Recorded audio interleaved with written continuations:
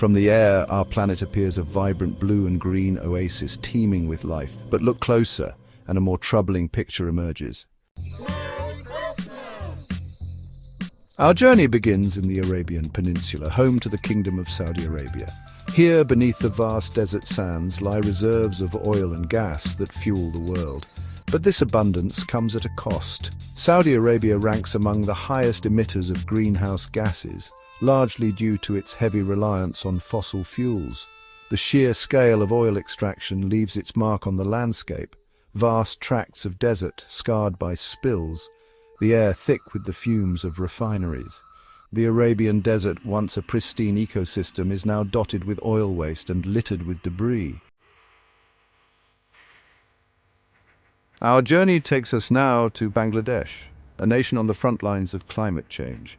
This country, with its vast river networks and low-lying coastal areas, is particularly vulnerable to rising sea levels and extreme weather events. Here, the mighty rivers that crisscross the landscape, once lifelines for the people, are now burdened by the weight of pollution. These rivers, which have supported livelihoods for centuries, are now struggling to sustain life. The Buriganga River, flowing through the heart of Dhaka, serves as a stark example. Once a vital artery of commerce and daily life, it is now a symbol of environmental neglect. Its waters, once teeming with life, are now choked with industrial waste, a toxic soup of chemicals and dyes. The vibrant colors of the textile industry have a dark side, staining the waters with pollutants. This pollution stems largely from Bangladesh's booming textile industry, a major player in the global fashion market. The industry has brought economic growth and employment opportunities to millions. While it provides much-needed employment, the industry's rapid growth has come at a high environmental cost. The unchecked expansion has led to severe environmental degradation. Factories often discharge untreated wastewater directly into rivers, contaminating the water supply and jeopardizing the health of millions. The toxic water affects not just the environment, but also the communities that rely on these rivers for their daily needs.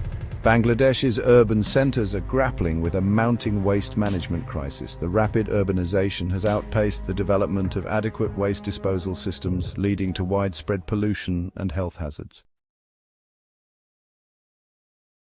We journey westward to Pakistan, a nation grappling with a multifaceted pollution crisis.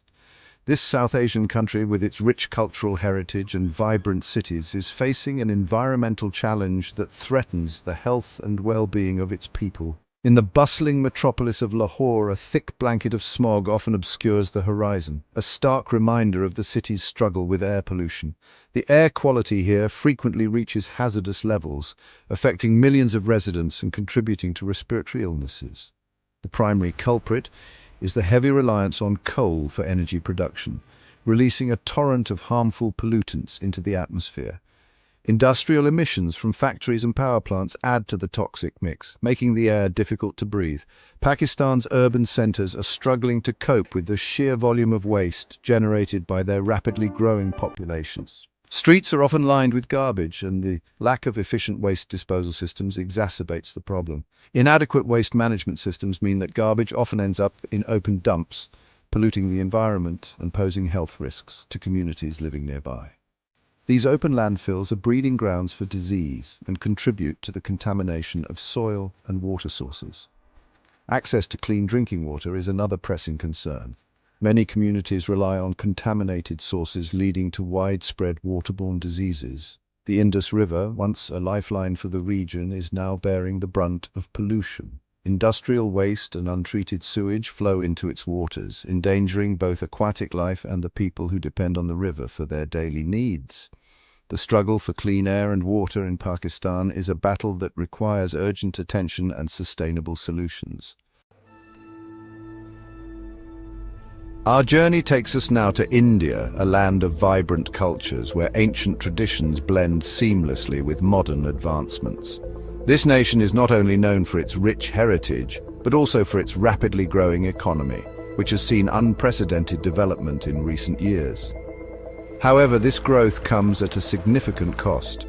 The sacred Ganges River, which flows majestically from the Himalayas to the Bay of Bengal, bears witness to the environmental challenges that accompany such rapid development. Revered by millions for its spiritual significance, the Ganges is also one of the most polluted rivers in the world. The river's plight is a stark reminder of the environmental degradation that can occur when industrial progress is not managed sustainably. Untreated sewage, industrial waste and agricultural runoff flow into the river, polluting its waters and threatening the health of millions who depend on it for their daily needs. The contamination of the Ganges is a pressing issue that requires immediate and sustained action. Rapid urbanization and industrialization have also led to a surge in air pollution, particularly in major cities like Delhi. The thick smog that often blankets the city is a visible indicator of the environmental toll of progress. Despite these challenges, India is taking proactive steps to tackle its pollution crisis. The country is investing heavily in renewable energy sources such as solar and wind power, implementing stricter emission standards, and launching ambitious cleanup initiatives to restore the health of its rivers and air. We venture north now to Mongolia, a landlocked nation known for its vast steppes and nomadic culture. But beneath this rugged beauty lies a growing environmental challenge, particularly during the harsh winter months when temperatures plummet far below freezing. To combat the biting cold, Mongolians rely heavily on coal, a readily available but highly polluting fuel source. The capital city, Ulaanbaatar, nestled in a valley, becomes shrouded in a thick blanket of smog during the winter months. The burning of coal for heating and electricity generation releases a toxic cocktail of pollutants into the air, creating a serious health hazard for its residents. The city's location in a valley traps the polluted air, creating a thick smog that lingers for days or even weeks. Breaking news. Our journey takes us now to Afghanistan, a nation scarred by decades of conflict. The ravages of war have left their mark not only on its people but also on its environment. Basic infrastructure, including sanitation systems and waste management facilities, has been devastated, leaving a legacy of environmental degradation. In the capital city of Kabul and other urban centers, the streets are often littered with garbage, a stark reminder of the breakdown in basic services. With limited resources and infrastructure, waste management is a monumental challenge.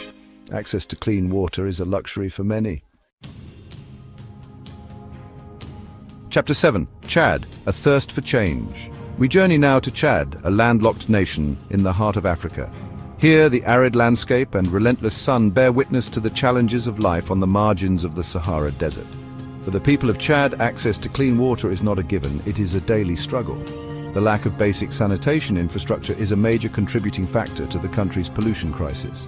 The Chari River, a vital source of water for the region, is also feeling the strain. Chapter 8. Cambodia, Paradise Lost. Our journey takes us now to Cambodia, a nation of ancient temples and stunning natural beauty.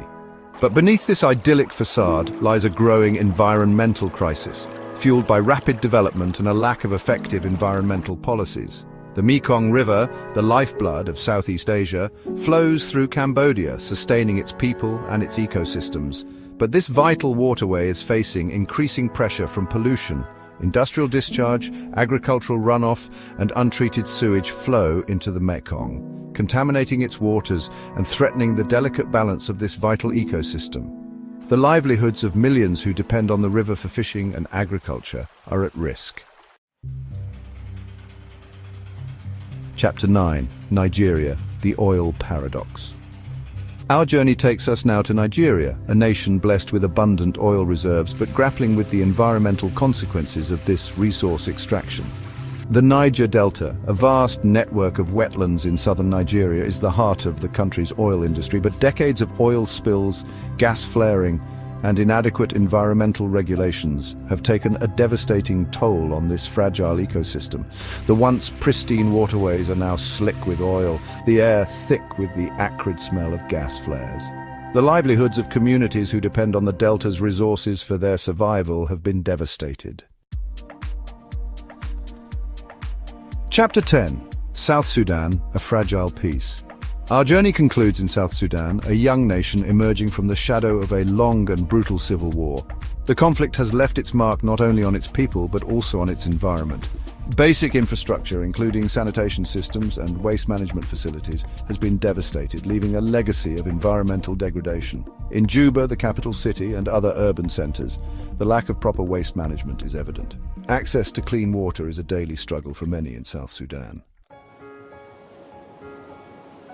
Outro, a call to action. As we've seen on our journey, pollution is a global crisis affecting nations rich and poor alike. We can all play a part in creating a cleaner, healthier and more sustainable future.